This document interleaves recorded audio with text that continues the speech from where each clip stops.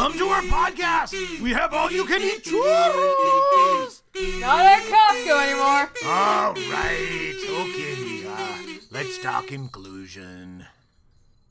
I am beyond excited to talk with our next guest on the podcast. And get ready, guys, because I am about to introduce you to Jorge Gutierrez and Sandra Equiha. They met in 1993 and have been amazing partners creating art like El Tigre, The Adventures of Manny Rivera, the movie The Book of Life, the series Maya and the Three, and most recently America's Citizen, episode from the Netflix series We the People.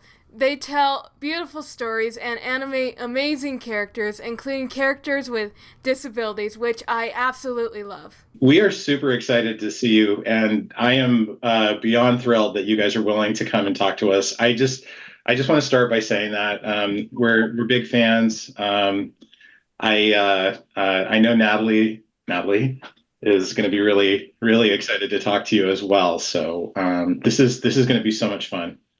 Oh my God! Well, thank you so much for inviting us. We're really excited. Yeah. Natalie is like fangirling. Oh. No, I feel like I'm going to cry. That's awesome. First, I did want to tell you I love your room. The background that you have with all of the collectibles and the artwork, and it is fantastic to see that. I love that. I know this is going to be kind of silly. I can't do justice on this, but my monitor where I work, I have all of my characters lined up on the yeah. Oh yeah. But I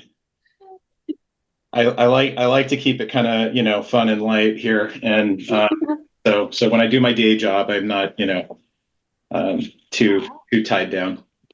But I love anyway. I love creative spaces, and yours is kind of magical. So it's really nice to see that. Yeah. Oh, thank you so much, and Natalie. Your space is awesome too. Yeah. It looks Yeah, so we've got. cozy. Yeah. My room is filled with so many Funkos, way more than my dad's. I even have my Book of Life Pop Funkos in my room. Yes. Oh, and those are super rare now, you guys. Like really expensive. So They are. Oh yeah. keep them. We have a small investment in Funko Pop, so that's all good. But we do a lot of stuff. Natalie draws, and I will say that one of the things that we were really excited about was just from the artistic side of things. Nat, I think, is just really inspired by the constant work that you guys are producing, and Jorge, for your Twitter account, there you're always doing like little doodles and stuff, and it is so cool to see how you like create a concept. There was some collaborative stuff that you did with designing characters that we saw, and it's really fun. It's really cool to see that. So I will tell you that on that side of things, it's amazing. So Right. and we love your movies. You guys are too nice. No, it's like tomatoes. really it's a true pleasure that you guys agreed to come and talk to us. We are beyond thrilled. So Oh, not at all. Nat. So I will warn you, Natalie is the queen of detail for film and video. So if you hear That's awesome. references from her, they're going to be good. So Jorge yeah. might get them more Yeah, than yeah, I will. Yeah. Yeah, I love that. Bigger film nerd than Sandra is. Oh, 100%. Yeah. Yes, I am the film nerd in our family, so especially the animated one. Yeah. It's a gift. Yes, I think it is. No, that's cool. So we've kind of broken the interview into just two sections. We were going to do the getting to know you questions. We'll start with those, and then later on we're going to talk a little bit about stories and art. And a lot of that I think is more designed to talk about like capturing creative process and the elements that you add to art, that sort of thing. So we'll be talking on those. And there's that big question at the end about inclusion and what it means to you. And I'm going to ask you both to talk about that, if that's okay. Yeah. So, yeah. So I'll kick it off on the getting to know you. I read this and I was really intrigued. So Sandra, you mentioned that you met Jorge in 1993. You said you were 17 and he was 18. So I had to do math. But I'm good at math, by the way. I'm yeah. glad for me. But you met at it was described as a punk concert for La Lupita, and I listened to some of their more recent stuff, and it's gotten a lot softer. I'm gonna start by saying that it's really toned down. But in '92 they had just released their album To Serve You, and I'm gonna butcher it in Spanish, but Pa Serve Aud, I think. Yeah, it means to serve you, like, yeah. Yeah. Okay. So I listened to that album, and it really is a mix. There's a lot of different like music genres in their style back then. Yeah. And I was kind of curious if maybe you could talk a little bit about musical influences. So I do want to keep it kind of simple, but I am interested. What is the kind of music that you listen to now? Do you have any favorite groups that you listen to? What's sort of inspiring on the radio these days? I think, first of all, I love that question because I think, and I'm sure Natalie, you too, like you like to listen to music while you're doodling, or you're in the car, just like looking out the window. Like it's a big part of it goes hand in hand almost with drawing, Yeah. Yes. So I think that I find myself, I don't want to say that I am an eclectic picker, but I do like a wide range of things. I don't only gravitate to only one. I tend to go from everywhere from classical to extremely experimental. Okay.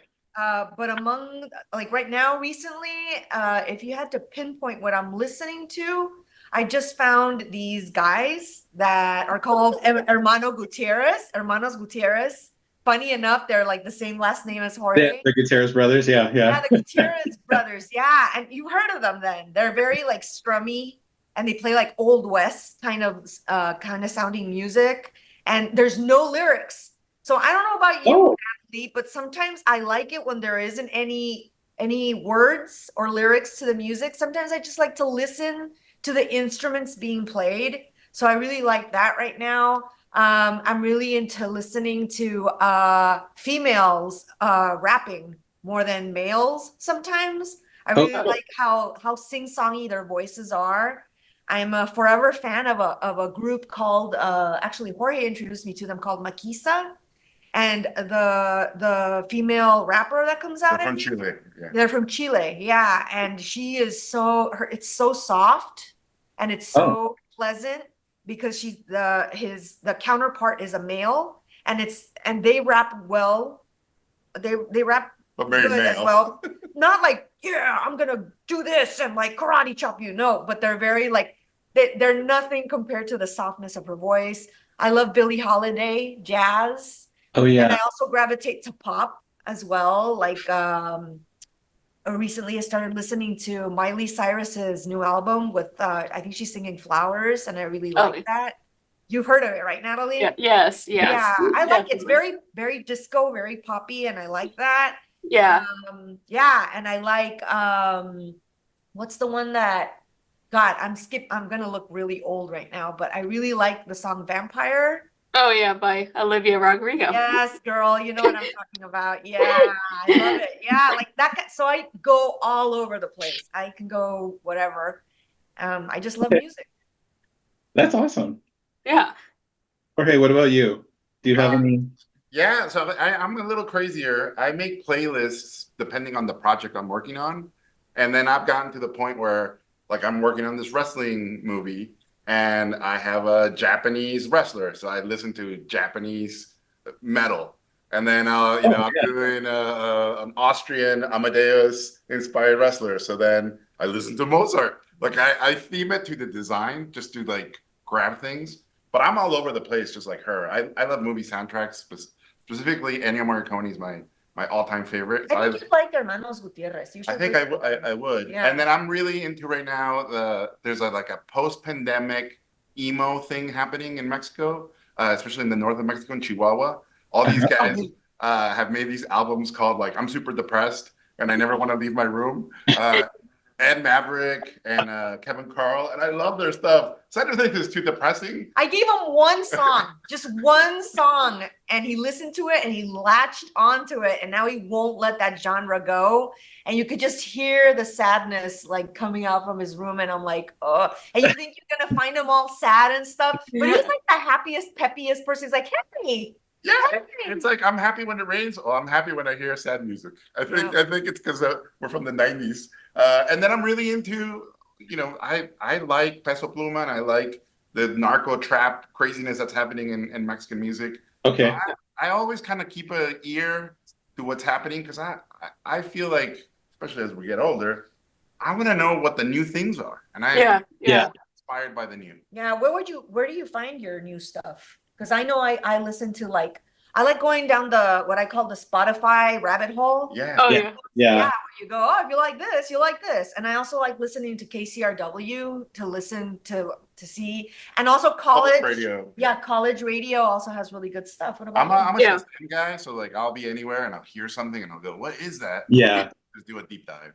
We Yeah. do, we do the same thing. And the Shazam playlist, I'll literally just find something and I'll put it on to we use YouTube Music, but it's that idea about just putting one song on and letting it suggest the rest to hear what's new, what's associated to that. And I love that. And your comment about the college radio, we have KRCL as our public radio station here, and it's the same thing. We will listen to that, and they always have new music. Yeah, especially local music, which you don't generally hear a lot of, and you get to pick up on that as well.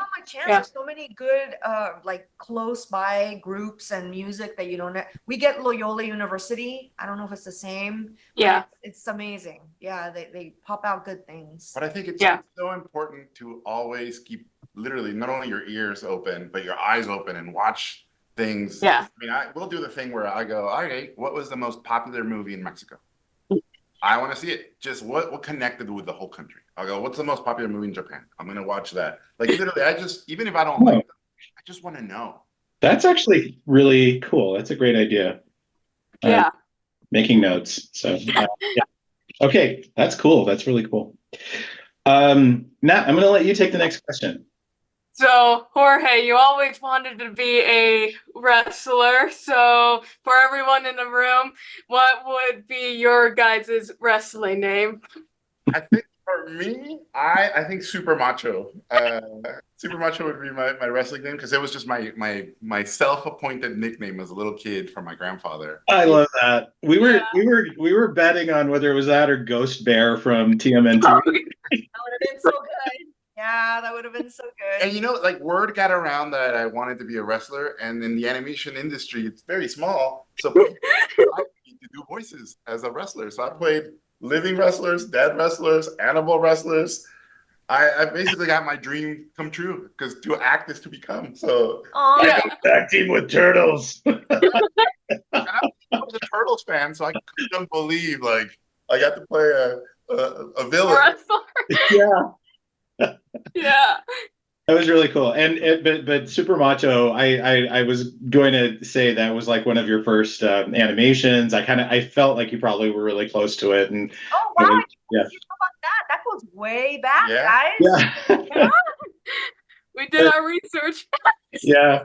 And then like a lot of people think machismo obviously tends to have a negative connotation, toxic masculinity. But the idea of super machismo was, at least the way it was explained to me as a kid, was the super machos they're better than the machos because they don't fight, they're honorable, they're stoic, they're willing to control their impulses. So it was this idea that, yes, you acknowledge machismo could be really negative, but then there's a really positive, stoic, noble side to it if you can harness it to become something greater than you. Yeah. I love that.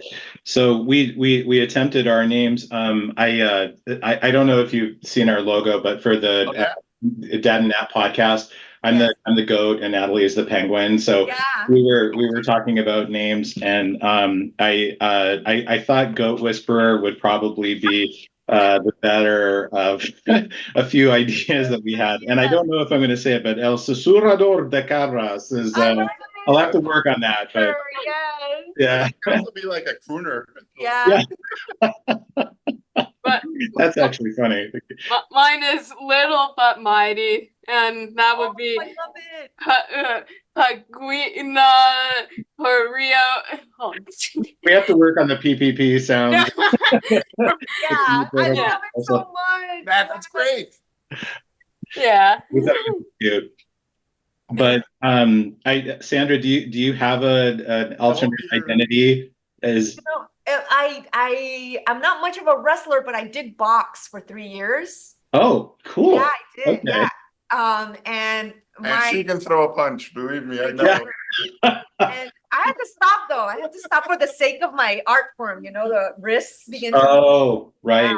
Yeah. Okay. So my trainer started calling me Little Gun because I'm very fast. Oh yeah, pistolita. Yeah. So it would be cool. either that or Little Pistol. Yeah. Little pistol. Or he would also call me a little deer, as in like the one that jumps. Oh yeah, venadito. Because la venadita. Yeah. The little female deer, and it was because I was constantly like, I'm just fast. Yeah. I was fast, not anymore with this sciatica.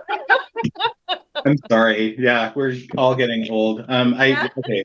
Reference. Well, I mean, I'm really good with my foot because of soccer. So, or as in Mexico calls it, football. Yeah. The beautiful game. I was going to say, yeah. The beautiful game of football. Jorge is representing today, so. Oh yeah. he's got his. Mexican jersey. Yeah. Yep. Yeah, I was going to joke around because you mentioned the sciatica. That's my pop Funko where you kind of like do it for yourself. But I chose the Halloween candy basket because I have diabetes and I just exactly. Thank you. All right. That was funny. Okay. So I'll jump to the next question. Sandra, there was I think it was at the Forbes interview, but you were talking about 3 favorite things, and you talked about character design, graphic design, and illustration. And we'll talk a little bit more about this later. But for the introduction of the question, I was going to joke around and say you didn't mention Jorge, but I think this is a good opportunity to say. What are 3 things that you like about Jorge? And Jorge, I'm going to ask you the same question that you named 3 things about. That's so easy. Well, it changes as the years go by, but why are you laughing? No laughing. She's like tightrope walking right now. Let's see. I'm gonna be blunt about it. I have no shame. No shame. I think that, Jorge, much like all of us, we tend to change through time. And I like that Jorge isn't afraid of changing, not only with his work. He's grown a lot with his work, and he's fearless. I think I mentioned this in an interview I recently had, that he's not afraid to experiment, and he goes at it like with no fear whatsoever. Like right now we're doing some paintings for an upcoming show. I think it's going to be, we have to turn it in by March, and it's going to be in November. But I've been like really strategizing and really being precious and very careful with what I'm going to do with the design and going into the computer, and like figuring out the composition. And Jorge just like grabbed I'm not kidding you, his house paint, because that's what he paints with. He doesn't paint with acrylics. Yeah. It's like slobbered all over the painting, and then like it just looks like he's splashing color all over it. And in the end, it came out with this beautiful painting in less than an afternoon, and I haven't even started it yet. and he's just fearless when it comes to that. So I guess his fearlessness is one of the things So nice. that you knew this that I love about him. The other is that Really cool. sometimes it's very hard to get him to get out of his routines or his way of thinking. He's very set in his ways sometimes when it comes to routines. And I think it's because I'm autistic. Yeah. probably, yeah. I think it's one of the qualities that sometimes is like so good to have, but sometimes it's like we can't always go down the same path, so we have to think outside the box or take a detour, and it's difficult. Especially we see that a lot with our kiddo that also has autism.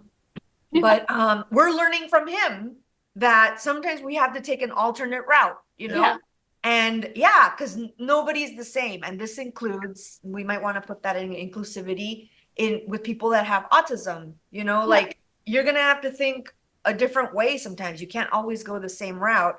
And Jorge recently, discovered that. And I love that he's still thinking outside the box in that sense too. Like, okay, there isn't only one way to do this. I have to think outside. I love that. Like that he keeps growing as a person and as a dad. Yeah. Also. And 3, that he's just really funny. Like he's so hilarious. Like I'm not kidding. Like what you see in conventions is probably just like the surface of what he's like. Because he'll be drinking coffee and he'll make this little like shuffly little dance because he's excited about something. And that just sets me off. I think it's hilarious. His sense of humor has been there since I met him. It wasn't like for show, like it was like 100% true and blue, into the heart, funny. Oh my God. I think you said in the interview when you met him in Tijuana that was one thing that he promised you is that you would always I can't remember exactly how you said. Like a life of adventure, I promise. Yeah. It has not stopped. It's been a roller coaster, and I had a little anxiety about it in the beginning because it was like my entire life I was like on this, like riding on a very slow horse, and then I got on Jorge's horse, and it was just like, let's go, and I'm like, I'm not used to this pace, but now it's nice. Yeah. Here's my 3 things. I'll start with the artist that Sandra is so different than most artists that I've worked with in animation, and including myself, in that she is, with all due respect, watch it. Careful. Very quiet. Okay. Very quietly confident, but she has her own speed. And she's not someone that just draws and draws and draws. She's someone that really thinks about stuff. Yeah. And when it happens, it's all the ideas are there, and it's just incredibly confident. Thank you. Yeah. And that is not something I'm used to. I'm used to people finding the drawing or sketching a bunch. She kind of nails it, and it just comes out figured out. And that is magic. When I see that happen, that's why I love taking videos of her drawing or finding drawings all over the house. I'm like, it's like somebody finding your dirty underwear. Or like finding your like gold underwear. No, somebody's dirty underwear. I'm putting them on Instagram. That's 1. And then 2, as you guys know, I call her the muse. And she honestly inspires me every day to be better. And every day I have no idea what she's going to wear, no idea how she's going to react. Yeah. It's a surprise every day. And it's like as a kid when you would watch a cartoon and you would hope that it wasn't a rerun. For those younger people who don't know what reruns were, it was always very disappointing. With Sandra, I feel like I get a new episode every day, and it's always a very special episode. Oh, that's really sweet. And then 3, the final one, is my insanely favorite thing about her is I met this girl who was very rebellious and very sort of strong, right? Mexico is very sexist, and she dealt with all that stuff and machismo, and she like really fought her way. And I was always scared that she would lose that edge as we got older, because I was scared of losing that edge. And I feel like with time, especially after we got married and we had a kid. Yeah. That rebelliousness got harnessed. Yeah. And before it was like raw piece of metal, and now it's this like beautiful machete that just cuts through everything. Like a samurai. And like I said, you're like a Mexican samurai. So I love that her inner fire not only got sharper, but it got focused. And now it's really, really, really wonderful to watch her be an incredible mother and an incredible artist and an incredible wife. Because this idea, especially when we grow up, that you had to choose one or the other. Yeah. Basically showing, no, you can do all of them. It's really hard, but you can do all of them. Yeah. Yeah. Oh, Jorge, that's so nice of you. Thank you. From the bottom of my heart. That is really sweet. You guys can make out after, but we'll. Or nuts. Come here, you. But seriously, that's very moving, and I love seeing the relationship that you guys have, and it's very evident. You don't have to talk about it to see it, and I thought this might be a good question to ask, just to see what you say. So this is nice. Well, Greg, you just saved our marriage. Yeah. You did. I mean, this just goes How much do we owe you? Yeah. Just goes to show you guys. $5 million. Let's sell the car. Yeah. Wait, no, actually, it's for free. Thank you, Natalie. Times are tough right now. But this just goes to show you how comfortable we are with you guys right now. Yeah. We've known you forever. Very, very kind. Thank you. Now, do you want to ask the next question? So, have you ever tried to draw with your little hand during the call? Oh, our dog is in the back. I love it. Oh my gosh. Yeah. So during the call, can we draw badly? Yes, So, I love that drawing. yeah, this is. Can you interrupt me? I'm sorry. Not to be afraid. I was. No, at all. Yeah. I have no shame. I have no shame. Yeah, there's no bad drawings. Nope. Okay, good. Yeah. I love hearing that. Yeah. We can try to. I will be a bad drawer if I have to draw with my paralyzed hand. Yeah. There's no bad drawing, lady. At all. I remember at Cal Arts, Corny Cole, one of the free drawing teachers, if he saw you drawing too tight, he would make you draw with a giant stick. Yep. Oh. So that you would Your use hand. your whole arm. Yeah. It's like Just an to exercise. just to free you up. And I think that's something that should be totally brought back. Like because there's, especially now with technology, with the Wacom and everything. everybody's just like getting very tight. We're very tight, yeah, and it's so freeing. And then he also encouraged, at least with me, he was like, you have a lot of, I guess, strength in what you're doing with your lines. So he encouraged me to draw, literally grab the pencil like this. That. Yeah. And then he's like, this will force you to use your whole hand and follow through. And I don't do that as much anymore, but it really changed the way I drew. It freed me up. That's cool. Did you? I know we're going to talk about technology later. If we, I realize we've actually done really well with the questions and the time. I'm always concerned about. So just know that. But just as far as like developing your style, it does sound like there was like recognizing the method of drawing and how you drew. I should probably save this for the. For later, but I'm really intrigued by how you as an artist have evolved, and like what the influences were, and things of that nature. So we can probably talk about that. So we are gonna if you have an opportunity, you can draw something, but we're just thinking about doing something that might like be representative of inclusion and see what we. Oh, cool! Yes. Yeah. Natalie's Oh, already drawn. Yeah. Oh my God! When did you do that? What? Did you do that right now? Yeah. I thought you were like giggling, and I was like, oh, she giggles and she draws. Well, I just did that right. Yeah. Multi-talented. She's way better at that than I am. Multitasking. Yeah. So the question would technically be how we've Your grown influences, and your influences. influences. Influences. Yeah. Let's think. You want me to go first? Yeah, go ahead. So I've thought about this a lot. I am of the belief, because people ask me, how do you develop your style? And I think style is like inspiration. You can't look for it.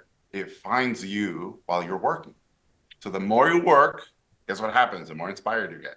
The more you work, the more your style develops. Yeah. So I used to think style was something that you planned, but it's like your life. You can plan, but you don't know what's going to happen. Hey. So I think your style evolves with what you like. And this is a big one that I learned recently, with things you don't like. That's part of your style too.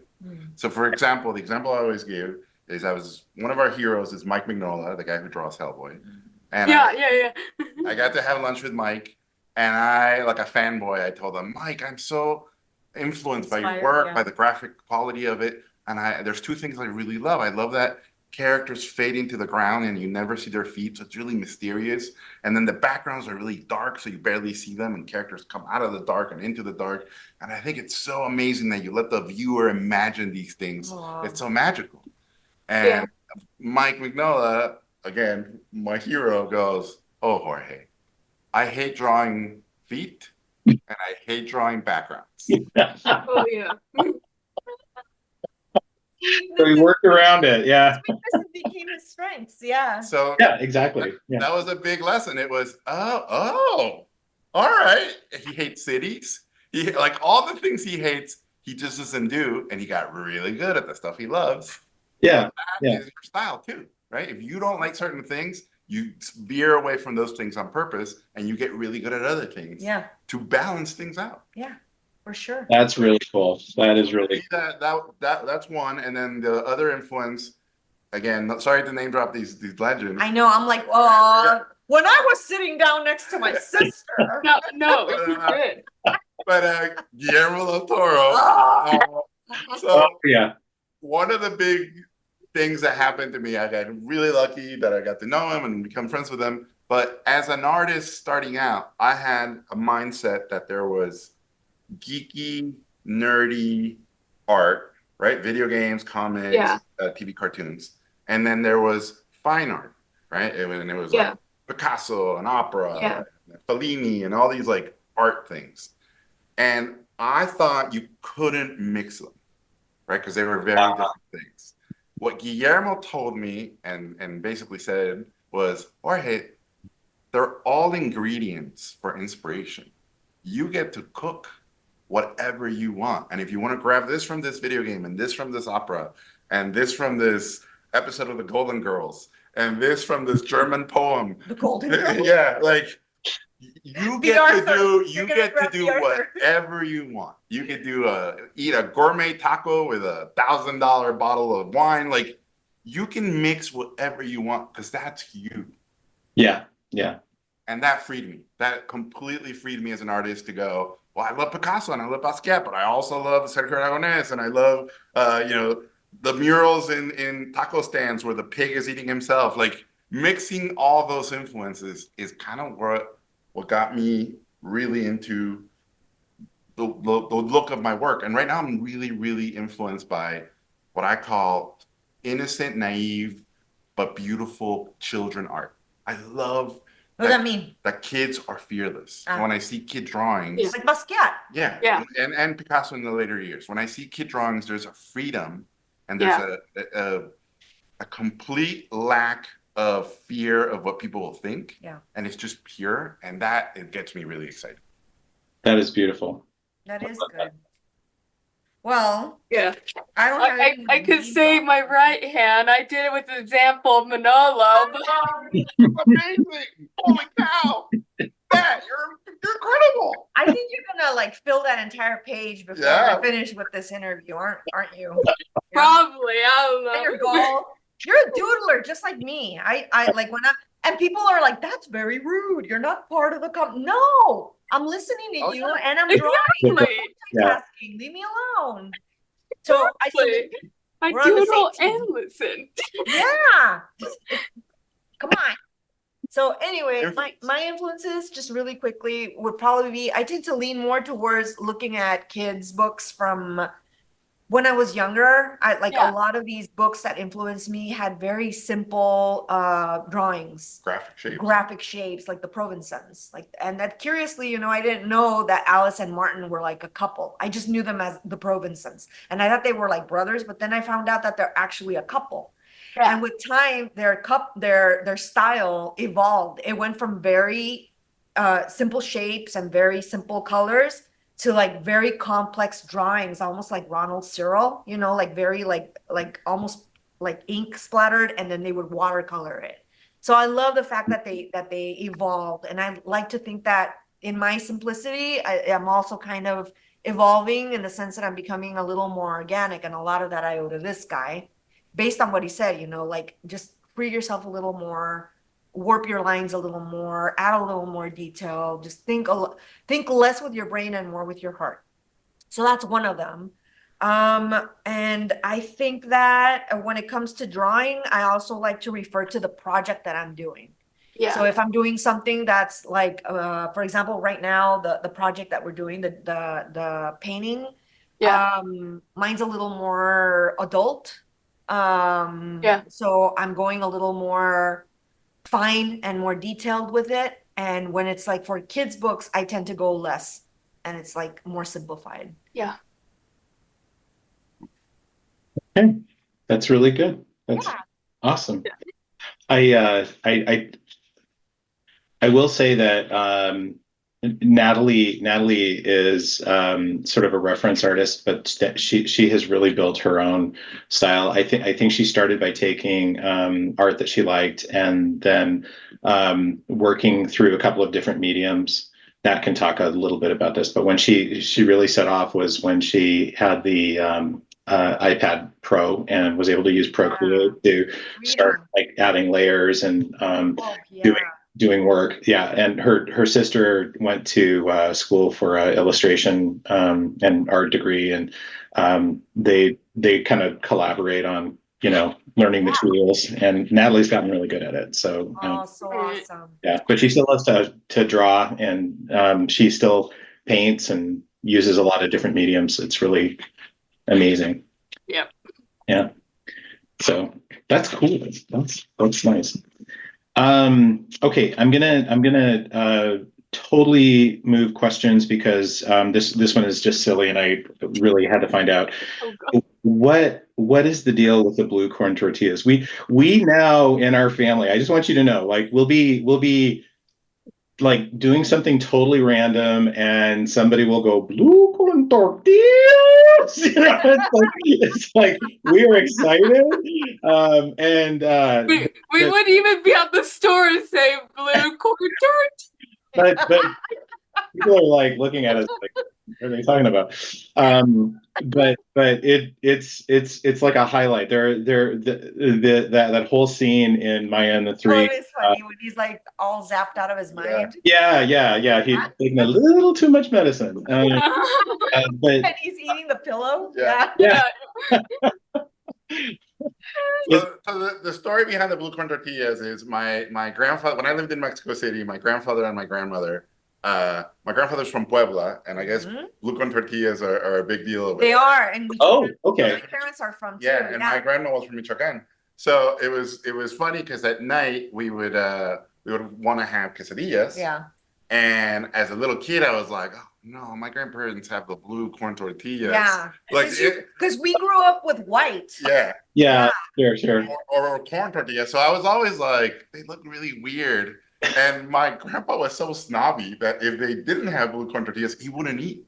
That's how of a purist he was at night. He was like, no, there's no blue corn tortillas, then no quesadillas for me. But I have a reasoning to that, Jorge, and I'm going to tell you what. The blue corn tortillas, they come from like these artisanal corns that are actually purplish. Yeah. And yeah, have you seen them, Natalie? Yeah, they're like purple, and there's also red, and there's like an array of these things. But apparently, the blue corn tortillas have more like fiber, so I guess they're thicker, and that's what makes them even more delicious. Just be careful, because you know what I discovered recently? Uh-oh. I'm not kidding you. That some people are like, oh, they're gourmet, so they're trying to look a little more like shishi.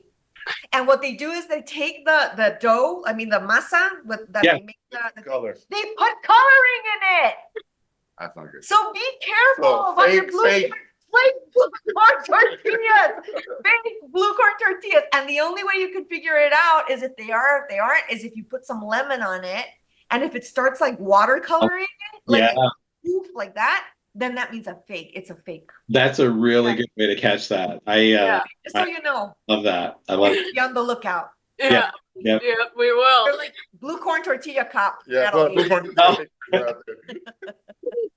That's awesome. Well, we love that line. You'll hear a couple of other lines during the interview, but that one was just really funny, and it's like a highlight for our family when we hit that. I love it. There's a couple that we have. Yeah. Nat, do you want to ask the next one? This one's for you.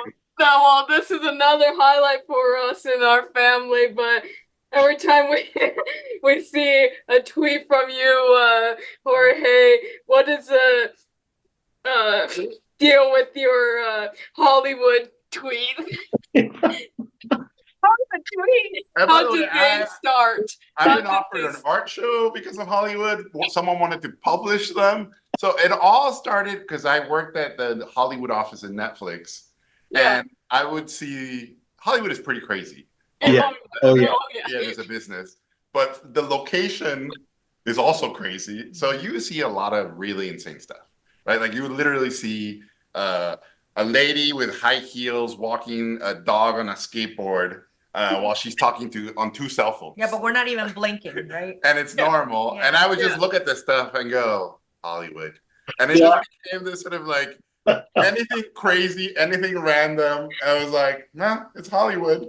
Like you would see, a homeless guy wearing a beautiful Armani suit. Yeah, like where you got it from, we don't know, but you're wearing it. And then you would offer them like, hey, would you like some food? And they would go, is it gluten-free?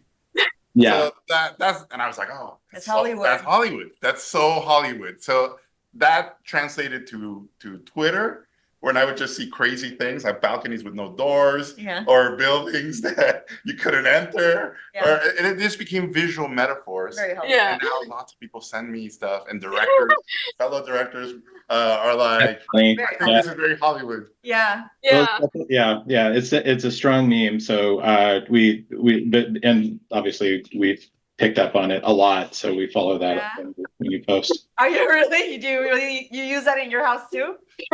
Oh, we make all sorts of crazy references. I'll have to tell you more if we have time. We now use Hollywood because of you.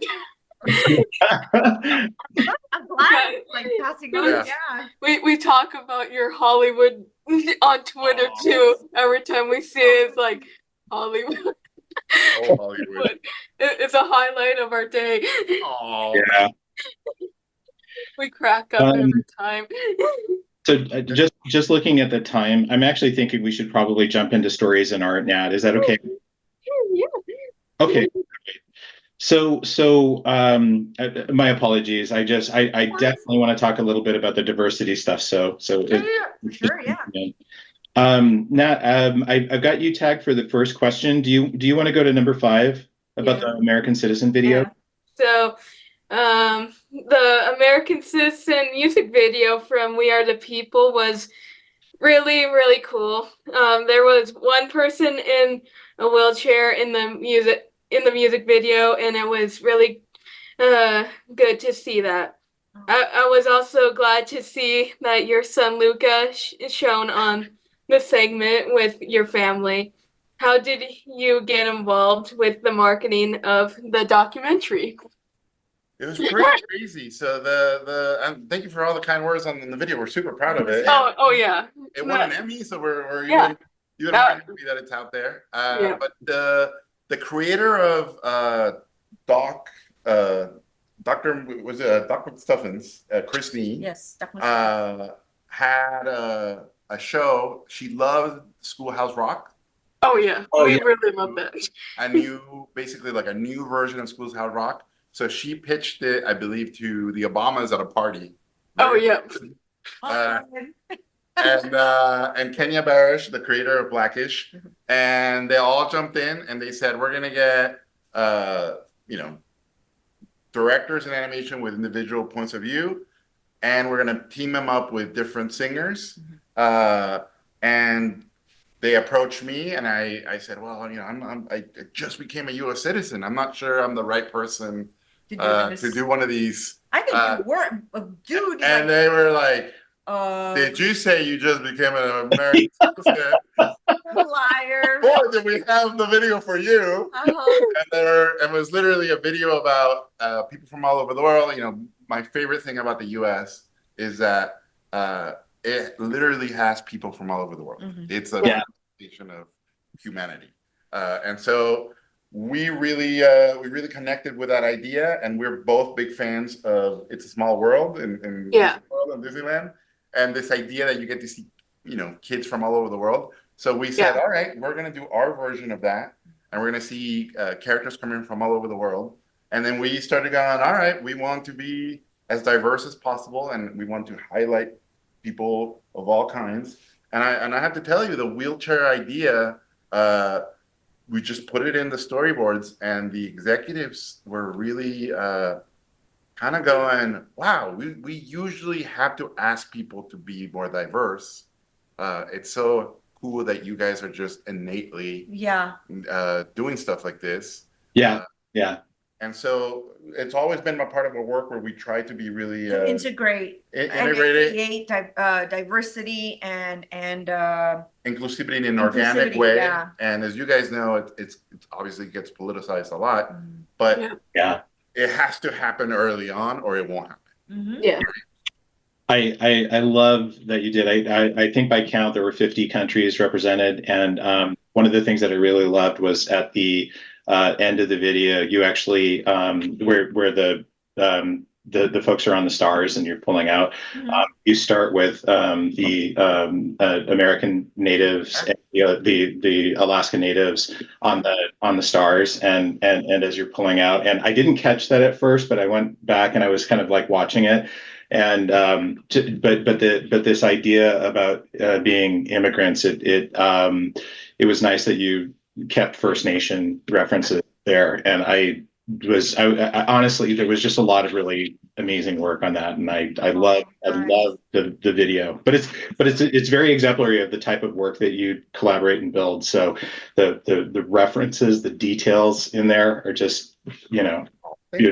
Well, you owe it to Jorge, because this guy was the director behind it, the storyboarder behind it. It was like was our main dish, and We the People was like the dessert. Well, and Sandra, just for what it's worth, though, I mean, your art style is also there too. So I mean, I absolutely, and her designs in that video are incredible. It was really beautiful to see that. So this is actually kind of a good segue to the next question. So there was a previous interview that we saw that the quote was, as an animator, Gutierrez said that the medium lends itself to creating all types of characters, including those with disabilities, which is important because kids are watching. And that really hit me. I mean, I loved hearing you say that, because one of the things that we talk about a lot right now in Utah is the social emotional learning in classrooms, and introducing that to children at an early age to sort of introduce concepts of diversity to young kids and grow more acceptance for people of different backgrounds, and it's always been really important for us. So I was really excited to see that. But one of the questions that came out of this, now I think you can ask this one if you want to ask number 6. Yeah. So disability plays a role in many of your characters. How every experience pushback about having disability represented in your work. So yeah, and you spoke a little bit about this already with the America video, but I'm curious. So it was interesting. So I'm 49 now. Yeah. I was diagnosed with autism when I was 40, and our son was about 4 or 5 years old. He was 2.5 when he got diagnosed. 3, yeah. 3. So one of the interesting things that happened was my parents, when they found out, their reaction was, "No, he can't be autistic. He's just like you." Oh, And that that would be was you. a big like, what? Yeah, yeah, And so that obviously opened a lot of. Like you saw like a link. I saw a huge link, and then it was definitely one of those moments where I became very aware of my blind side to acknowledging neurodiversity and acknowledging disabilities, as it was always something that I was looking at from the outside, and at that moment, it became, oh, I am a neurodiverse, and I am a disabled person.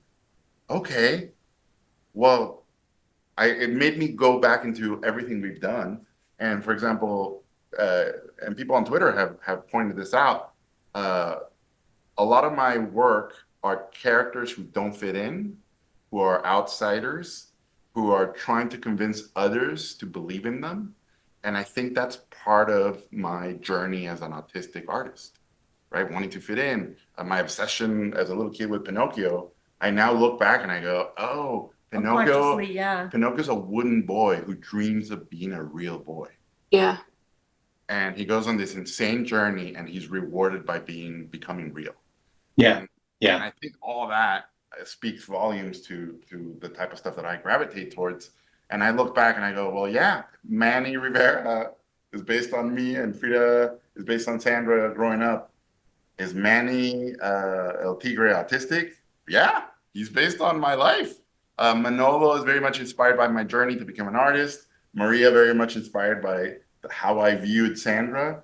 Is Manolo autistic? I don't know how to not be autistic. So yeah, he is. Yeah. It's Well, like when people ask me, like, what is it like to be Mexican? I'm like, I don't know what it's like to not be Mexican.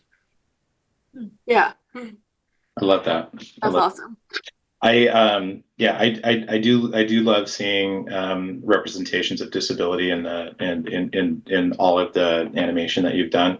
Yeah. Even if it's something like, a character loses their hand, Yeah. We've had like legs on a Yeah. wrestler, like one of his legs. And this idea that even though you might be missing a part, you are stronger because of this. And Yeah. And a lot of times, especially for us, the things we were told that would be our weaknesses have turned out to be our strengths, right? Like, my representation early on said, you cannot tell people you're autistic because they're not going to want to work with you. And I'm very open about it. And I keep saying, if people don't want to work with me because I'm autistic, then I don't want to work with them. Yeah, yeah. And same thing when we started on early on, and they said, well, you guys do so much about Mexico. You're not going to find work because people don't want to do stuff about Mexico. And it became the thing that got us work. Yeah. So every time we were told, don't do this, it's worked out in our favor. And with disabilities, especially in Maya and the Three, we had a character that stuttered, the Rico the Wizard. Yeah. And we noticed that with Rico firsthand, like he stuttered a lot. Yes. And he stuttered a lot. And then in the end, in a lot of disability storytelling, fix the disability. But what we wanted to do in Maya was say he's a wizard, and because he can stutter, it actually makes his magic different, and it makes him better.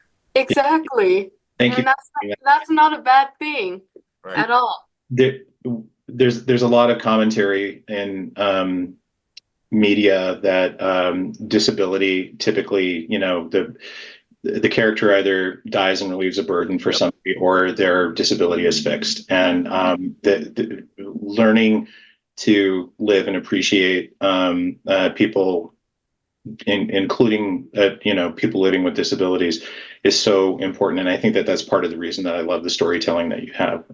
You work through those things in your and whether it's intended or not, it's a teachable moment for the kids who are watching it. And I really love that. So yeah.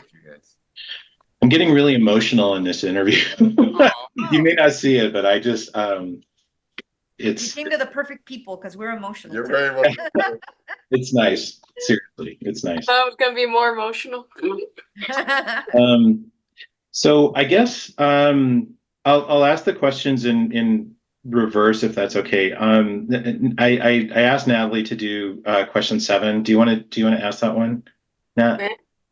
Okay. So do you have any advice for anyone with a disability who wants to go into animation? Not that we're talking about anybody who is on to you, but Yeah. Asking for a friend. yeah, Wink, wink. yeah. I think we're in a magical moment in the animation industry in that you used to have to move to Los Angeles to work in the animation industry. Now you can live anywhere. Yeah. And the good news is if your work is really good and you put it online and you apply to places, people will find you and you will work. Yeah. The challenge becomes you're now competing with the world, Yeah. right? Before you were competing with people who could get to LA, now you're competing with everybody. Yeah. The other good news is now in animation, there's adult animation, there's regular kids animation, there's preschool, there's video games, there's online, there's YouTube animation. We're in the golden era of the amount of animation that's made. The other thing that's magical that's happening now that's new is creators are making stuff by themselves on YouTube. Yeah. You took Putting the it online and blowing up. Yeah. And that was not the case even 5 years ago, pre-pandemic. Yeah. I heard my brother really loves this series, but I guess that has been Hotel Show. Started on YouTube in 2019, and now it's a Amazon original on Amazon Prime. So yeah, it blew up like So that. I think that my advice would be, obviously you have to work really hard, right? Yep. The secret to what we do is the more you do it, the better you get at it. It doesn't get easier, you literally get better. It's still really hard. But the more you do it, the easier it gets. And then I think the big leap for me that I watch is people have taste, but their skill level when they start out is not up to their taste, and they get frustrated and they give up. Yeah. And the ones who stick it out and keep working on their craft, and by craft I mean the technical stuff. Eventually your skill level gets to your taste, and then you can do anything. But that journey is where most people give up. And the biggest difference I've noticed in artists, because we work with artists that have never gone to art school and artists that have gone to ridiculously expensive art schools. The big difference that I've noticed is willing to learn, being fast. Fast is really important. And working well with others, because animation is a very community, it's a team effort. It's a team art form, I always say. If you can do those 3 things, always willing to learn, be really fast, and work well with others, you usually, more than likely, will be more than okay. With that said, we are going through turbulence in the flight of animation. Post-pandemic, with all the streamer craziness that's happening right now, there's a lot of unemployment, a lot of companies are letting people go. Sucks. It's a correction. It's not permanent. It feels like we're in the darkest part of the night. Because I think that's what happens in animation. Like there's always hills and valleys, and right now we're going through a bit of a valley. Yeah, I've heard some recent stories about, in particular, like gaming companies that had animators that they were expecting the industry to boom in a way that it didn't ultimately grow. So and we hear stories about like the studios that you've worked with in the past where it's some of the financial and business decisions don't always work out best for creative development and the people who are on the board. So that's good advice. I wrote down work on your craft, be willing to learn, and be willing to work fast. So those are sounds like the key elements. Just recognizing that we're at the top of the hour, can we stay on a little bit longer, or how are you guys? Very good on time. I'm good. Maybe 2 more questions. You have like something in 15 more minutes? I think 15 more minutes. I know Okay. that has to go in a little bit.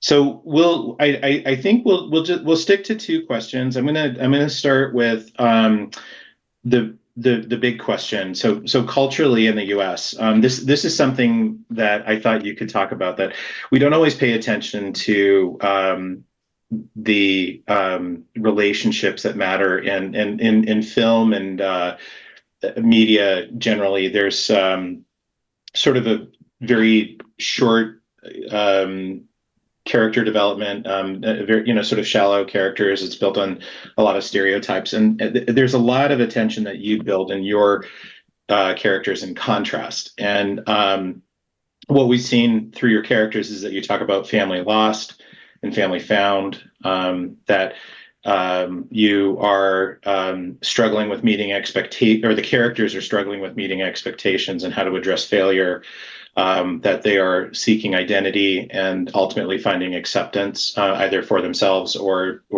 with others. And I found it very impressive, the way that you tell stories. And there's also lines in your film that we embrace. With Maya and the Three, it was if it is to be, it is up to me. And in Book of Life, it was no retreat, no surrender, which I love. Angela's favorite quote, this is Natalie's mom, was the parable about they tried to bury us, but they didn't know we were seeds, from Maya and the Three. So you really tie in just these really incredible messages. By building stories and letting the viewer see vulnerable characters who are sometimes broken, but ultimately are journeying through what that story was about. And I'm just curious, where do you build the messaging from? I mean,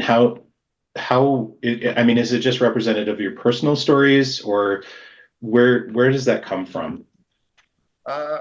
Honestly, it really comes from this idea that I studied a lot of my favorite movies and favorite cartoons and favorite things as I got older, and I would rewatch them, and I would go, "Oh my God!" No offense to this TV show or movie, but things that I loved as a kid and I rewatched as an adult that were terrible.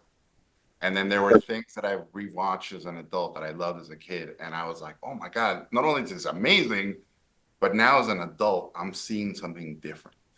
And as a dad, I'm seeing now the point of view. Because as a kid, I would be like, "Man, those parents are so dumb." And now I'm like, "Oh, the parents were really caring for those kids, those thankless children."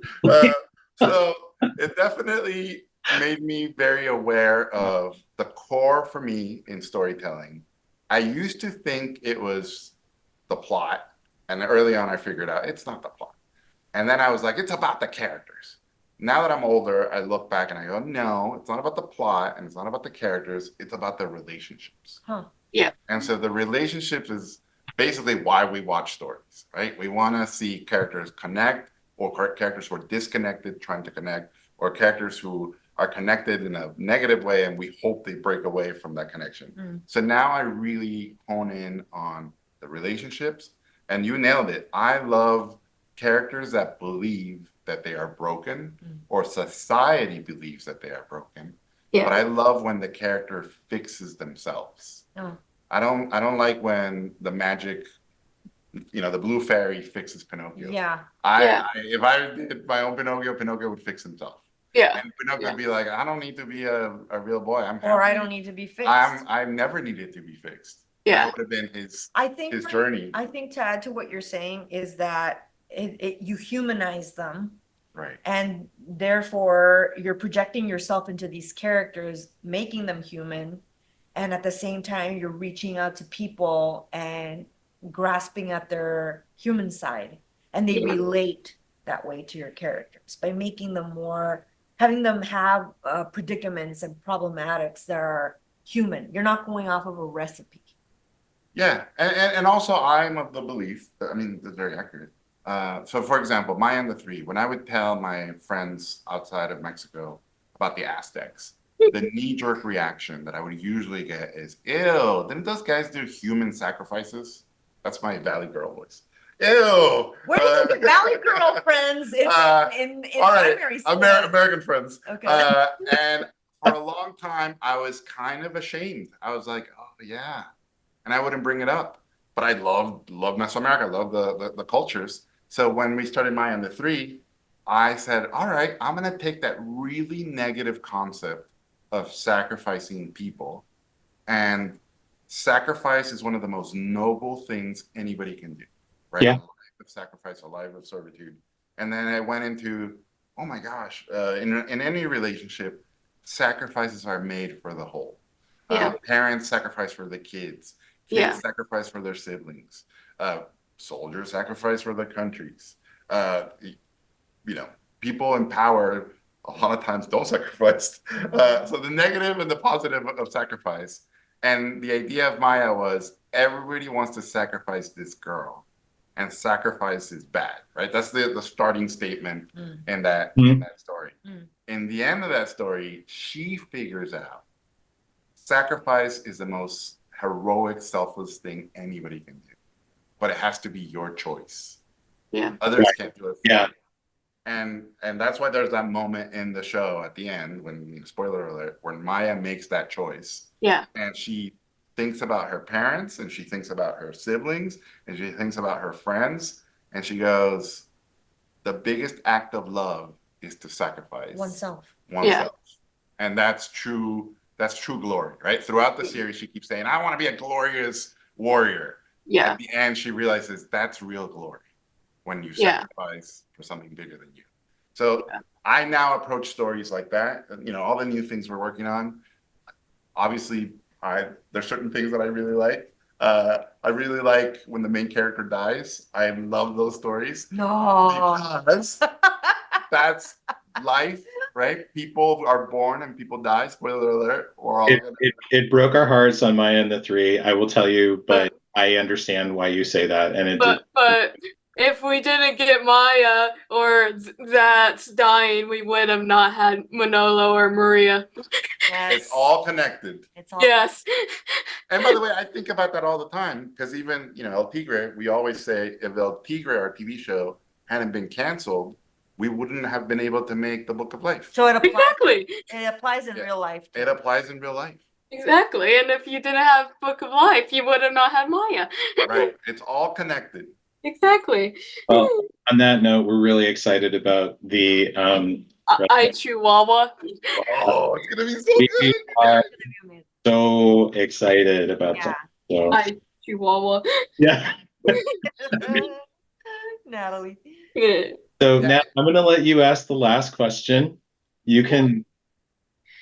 Well, what, number 10 or Number 11. No, this is the big question. We're running out of time, so we're going to. The last and most important question that we always ask our guests is, what does inclusion mean to you guys? You want to go first, or you want me to go first?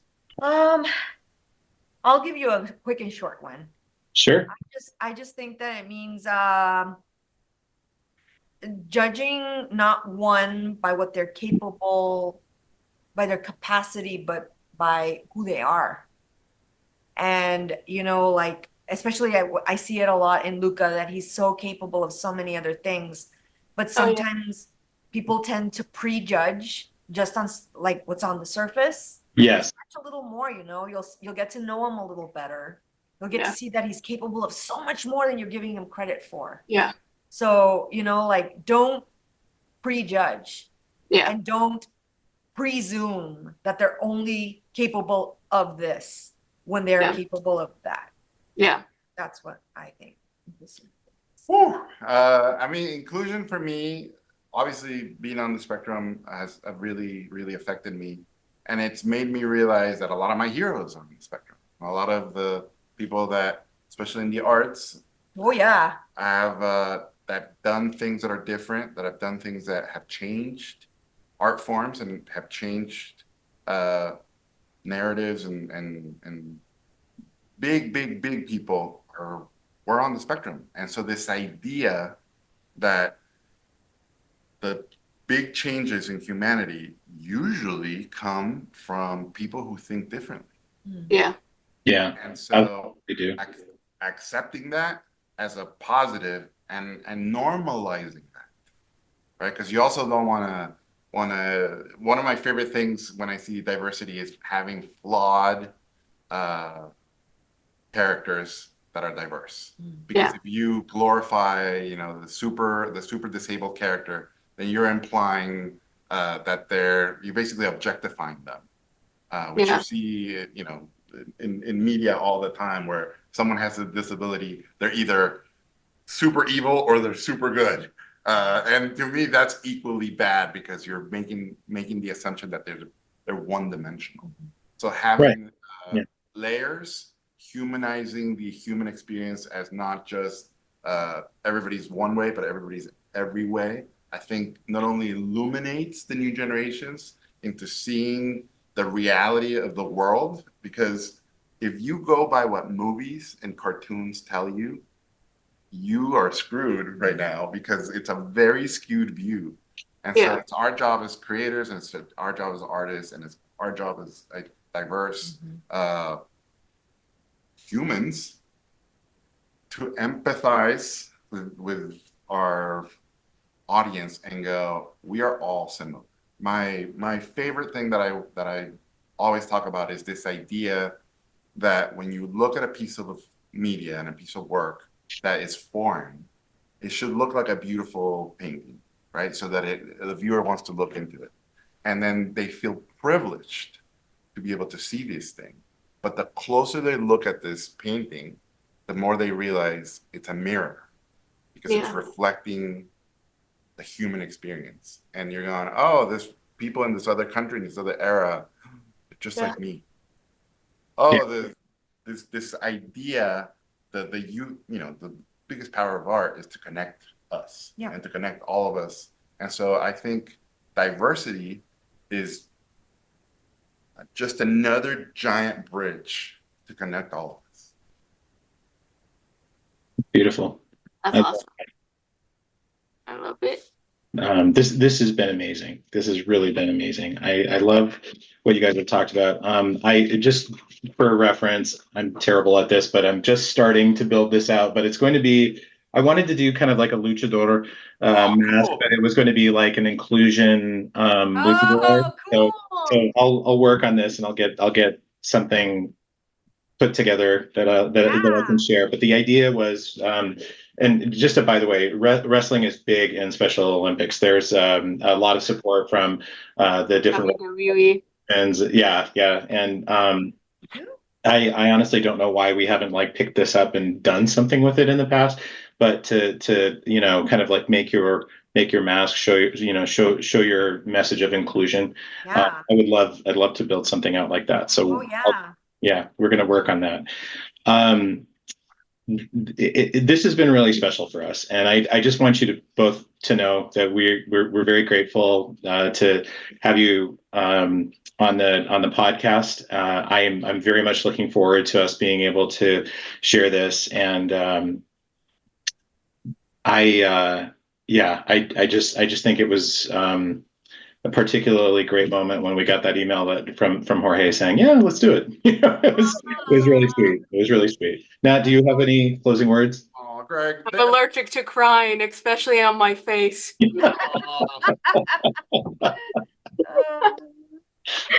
oh, you guys, we love you so much. Thank you. I mean, obviously, you're a beautiful family, an incredible. Well, I'll say that you guys made us feel really cozy and comfy. And I mean, and we feel privileged that we got to know you. And that you reached out to Jorge, thank you so much. Well, it really was wonderful. I will say, if you ever come to Salt Lake City, we would love to see you here. I think we can stalk you and track you down at a convention. So I don't think it'll go farther than that. But I will say that it's an absolute pleasure to talk to you and to see you in the industry and representing, and you're both very amazing, wonderful, talented people, and you work together so incredibly well. It's just really it's a beautiful thing. So and